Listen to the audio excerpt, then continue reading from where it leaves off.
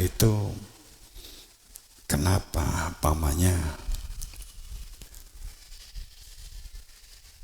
kita itu seharusnya ngomong koordinator, saya ngomong ada pemasukan pemikiran dari orang luar tentang seminar pendidikan, mungkin tentang metode mendidik. Saya kalau organisasi ini benar, saya ngomongnya ke Ustadz Hendri atau ke Ustadz Nuril. Walaupun sasaran saya adalah kepada kurikulum atau mungkin kepada ustadz tertentu, umpamanya begitu. Saya tidak langsung memanggil, bisa jadi ke ustadz yang bersangkutan, tapi saya ngomong ke Ustadz Nuril, maka akan didistribusikan oleh Ustadz Nuril atau Ustadz Hendri.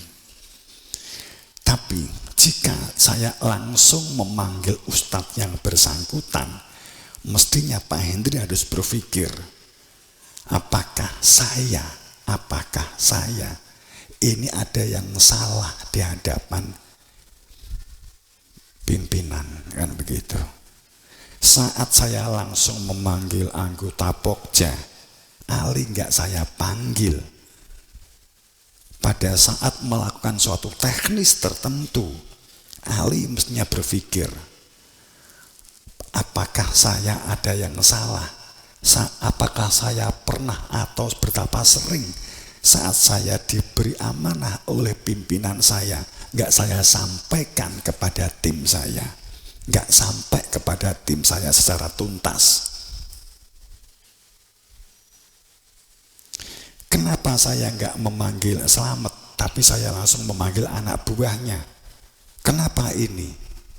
Berarti pasti ada yang salah di dalam sistem menyampaikan kepada timnya. Itu seharusnya sudah berpikir begitu. Sebab jika tidak ada, maka paling tidak dipanggil dua-duanya. Itu Romo sejak kembiyen menekui rumusnya. Jika saya langsung memanggil tim teknisnya, koordinatornya enggak, berarti pasti ada yang salah dengan koordinator itu.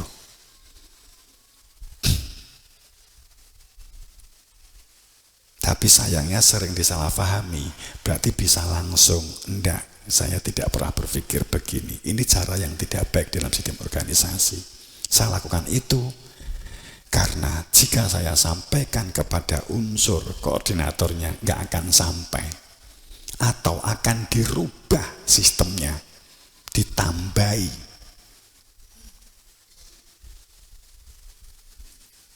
Biasanya begitu. Maka melakukan itu.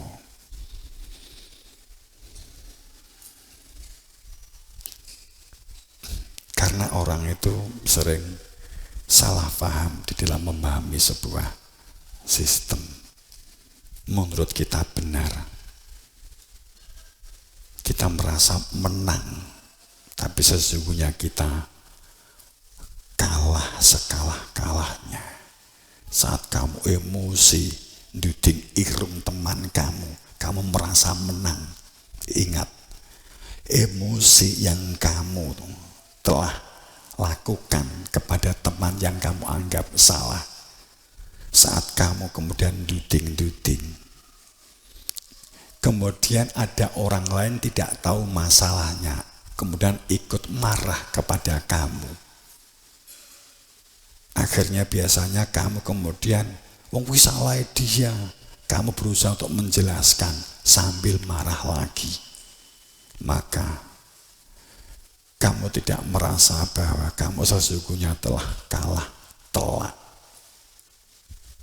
Hanya karena emosional, tidak mampu mengendalikan diri. Terkadang kemenangan itu dari kesenyapan, dari diam.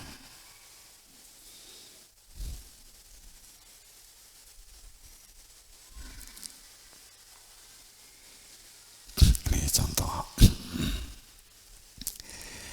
Wong sing wangel itu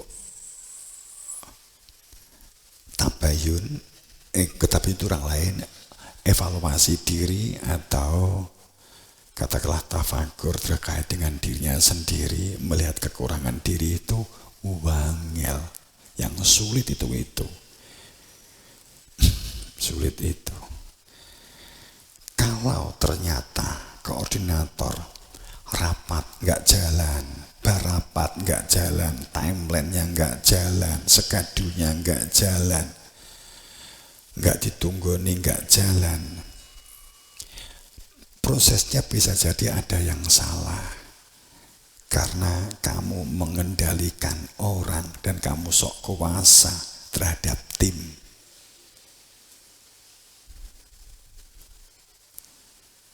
Tapi kita tidak sadar dalam perilaku kita sok kuasa karena kita selalu mengemas ini untuk dawuh guru. Padahal kalimat itu telah bertransformasi menjadi alat untuk mengendalikan orang lain. Itu banyak orang yang nggak sadar. Ketua-ketua cabang biyen mah sebagian besar ngono kuwi tapi gak nek sing sadar. Hampir sebagian besar ketua cabang biyen itu berlakune ngono kuwi. Terus timnya, pengurusnya juga nggak ada yang berani ngungkap ke ketua cabangnya. Seperti nggak ada apa-apa. Tapi bareng sowan itu sama-sama ngomong, programnya kok nggak jalan ya kan gitu.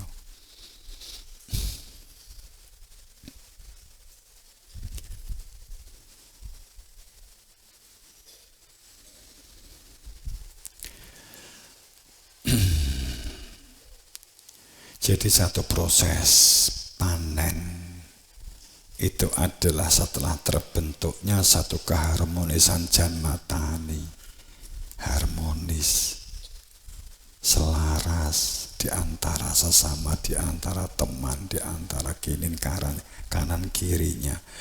Itu selaras, saling mendukung, saling support. Tapi bentuk tolong menolong kepada saudaranya itu saat ada kesalahan, juga ada keberanian yang kemarin saya sampaikan. Suatu organisasi itu biasanya, organisasi itu bukanlah komunitas, organisasinya itu nggak jalan itu biasanya sepele karena nggak enak dan nggak nyaman. Gara-gara nggak enak dan nggak nyaman kepada si A, si B, si C, sehingga nggak berani usul, nggak berani memberikan masukan yang berbeda, nggak bisa memberikan perspektif atau gambaran yang beda, nggak berani mengungkap perbedaan sebuah istilah atau deskripsi. Akhirnya diam. Akhirnya rapat kembali, dibuat rancangan rapat kembali, rapat enggak melaku gitu. Data nego rapat neh gawe rumusan data. Rapat neh gawe rumusan data, tahu terus enggak ada habis-habisnya. Itu berarti ada sesuatu yang nggak beres. Itu pasti ada unsur yang sangat krusial. Satu sisi yang mungkin integritas, tapi sisi yang lain seringnya itu adalah nggak enak atau nggak nyaman. Itu yang paling sering dalam organisasi. Sistem rasa itu kendala terbesarnya. Rasa pangrasa.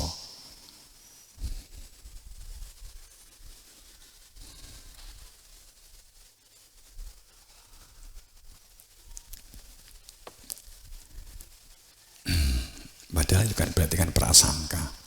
Oke. Jadi saat kita berbicara tentang baldatun thayyibatun warabun ghafur, itu wujudnya tatanan itu selaras, serasi, seimbang, saling support, saling mendukung. Jauh dari berlaku pematah semangat.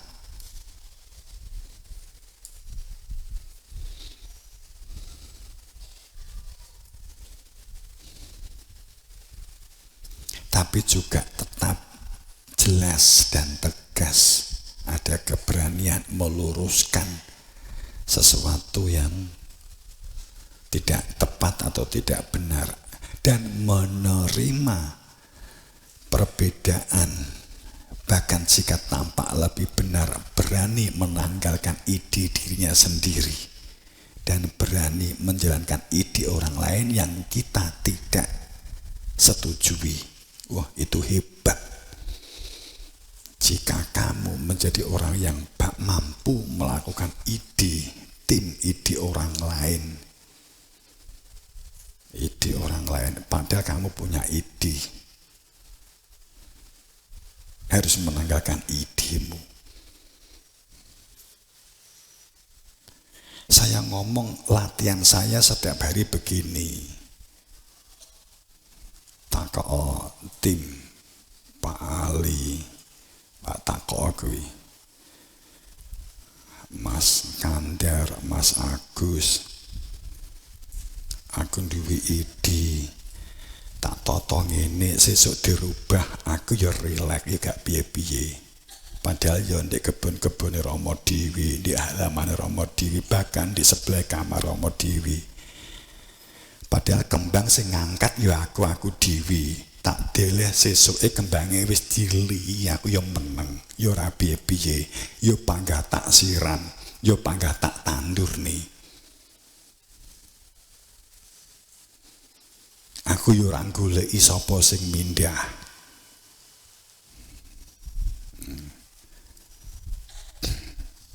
Sing penting ora dideleh genteng nibani wong kan gak bahaya. Cuman akhir-akhir ini saya tanya, lah sing mindah sapa to ki kan gitu. Kula oh ya wis, lah maksudmu apa kan gitu.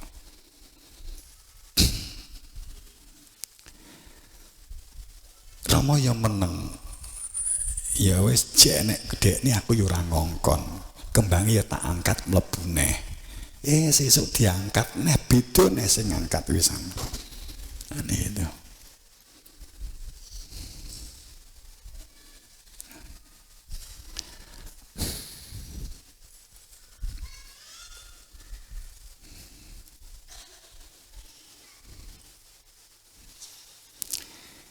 Ya nek logikane kan apa meneh ndek nggone pelataran dalem mestine kan kono sing manut aku. Nang aku sering rak manut kono.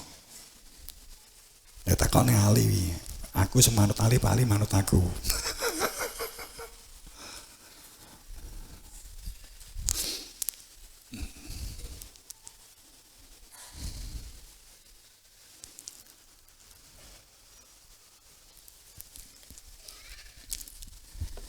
Sing dek kebon iki maune mepet lara. Ben esuk bar subuhan aku siram-siram. Saking ngidul adoh. Ya panggah aku nyirami. Ya panggah aku ben esuk 2 timbo 3 timbo. Kita buka. Nek tim kebon kuwi nek nyirami nganggo apa? Selang. Romo malah nganggo timbo. Jika ke kolam lele, tak ciduk, terus tak gotong. Nek Riki CS malah nganggo selang giret. Ibadah. Nek Romo, ya nek jebok ini nganggo selang, tapi nek sing guri Romo cenderungnya nganggo timbo. Paling gak 2 timbo 3 timbo karo tanggil latihan. Biasanya gak nganggo selang ki nek ana udan mergo karo mupuk sehingga ndelepne pupuk bentang ambles kan gitu. Tak masuknya. Tapi sadurunge aku nganggo timbo. Tapi ngertine mergo ngertine tim wis nganggo selang. Mula nek nerokne nganggo selang. Padahal saat durunge teko aku nganggo timbo. Mesti nganggo timbo sih aku. Kesereko teko wis nganggo selang, terus nerokne nganggo selang. Kan gitu. Bisa kan ngono. Aku ki cerita ora intine ora kuwine kan gitu. Kadang kan kita kan ngenut aku yo ora terus menjelaskan enggak. Sekali jelasnya dia pengajian.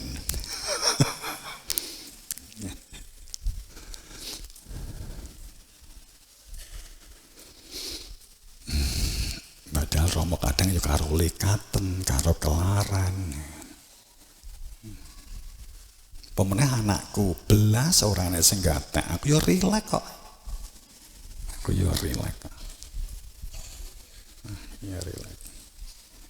Hasan Husain apa gatek, pake otong-otong ya mau diblok ngene. Disoraki terus Bapak, kan ngono Pak.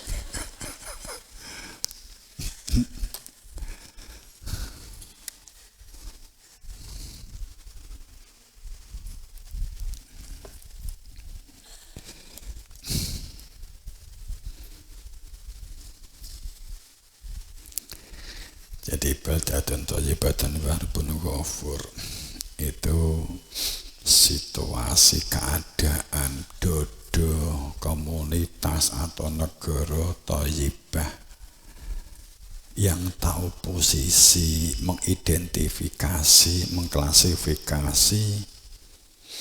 Baldatun tahu tujuan negara dikten iki tinggi apa to? Kowe lahir itu nyapa to? Kamu tuh lahir tuh ngapain sih? Apakah hanya sekedar lahir, kemudian disusoni, gede, nikah, bekerja, nikah, pensiun, mati, pendem, wis. Apakah seperti itu? Jadi urip iki lahir mung lahir, terus gede, kerja, nikah, mati. Wis gek urip sapopo ngono kuwi tok.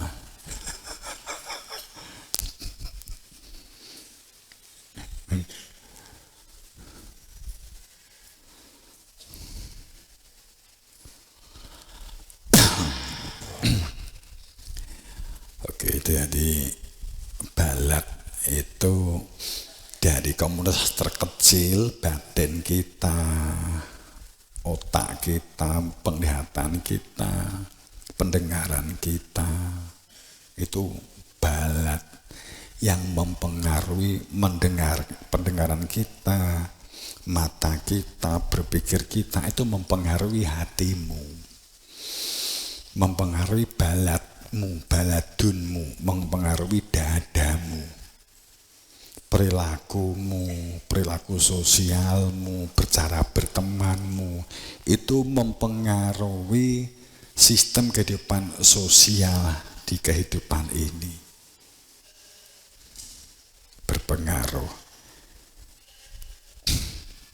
Berpengaruh bahkan dengan bangsa dan negara. Makanya setiap dari diri baldatun thayyib itu mengetahui thayyib, yang dikatakan baik itu seperti apa. Yang dikatakan baik itu rumusan baiknya itu seperti apa. Baik dalam pengertian thayyibah itu seperti apa. Tentu baik yang bisa memberdayakan dirinya, bersungguh-sungguh mengembangkan dirinya, komunikatifnya, bersosialnya, meningkatkan skillnya, keterampilannya. Tuh, thayyib, tapi tahu orientasinya, tahu tujuannya. Sehingga kamu punya nilai, hidupmu itu ada nilainya. Semakin menguatkan mental dan jiwamu dari dalam dirimu. Walaupun di dalam sebuah sistem ampunan, sistem Tuhan.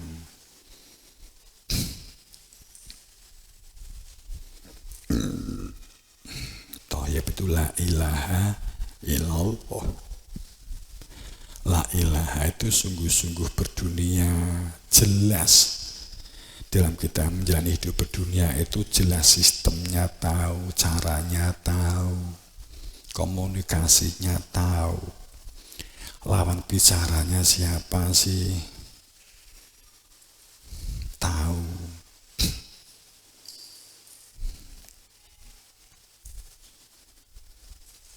La ilaha itu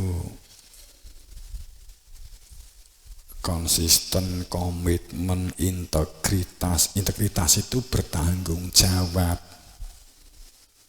Orang integritas itu orang yang punya tanggung jawab, orang yang menjaga amanah.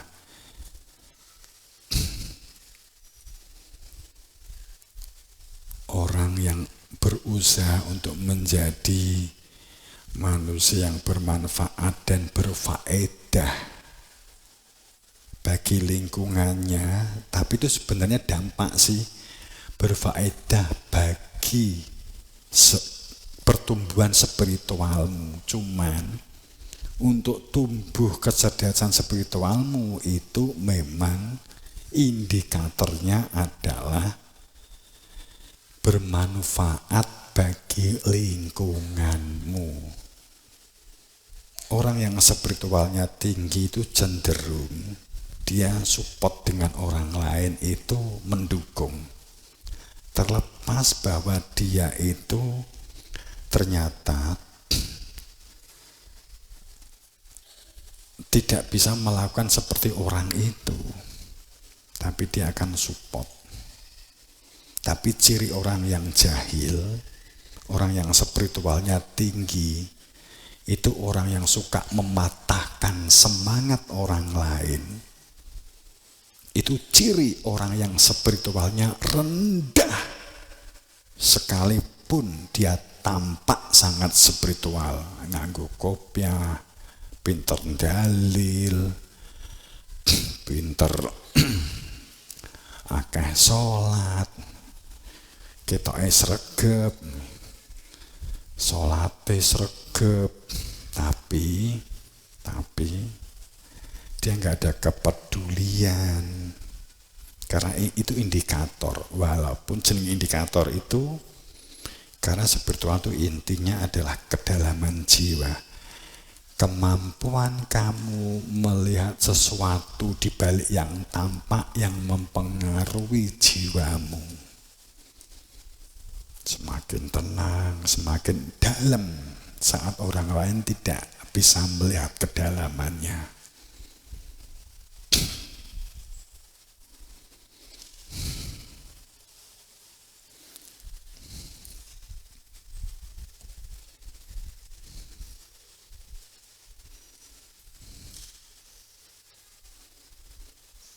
Jadi itu thayyib, itu. Kemudian la ilaha illallah. Ilallah itu jika dijabarkan tahu tujuan generalnya selamat, menyatakan kembali kepada Tuhan. Tujuan operasional, tujuan jangka pendek, nanti wujudnya program panjang. Jadi kalau kalimatun thayyibah, baldatun thayyibah, itu sistem.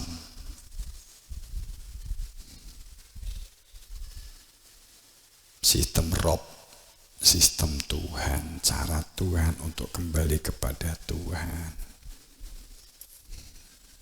Kita akan detailkan dalam bentuk seperti uraian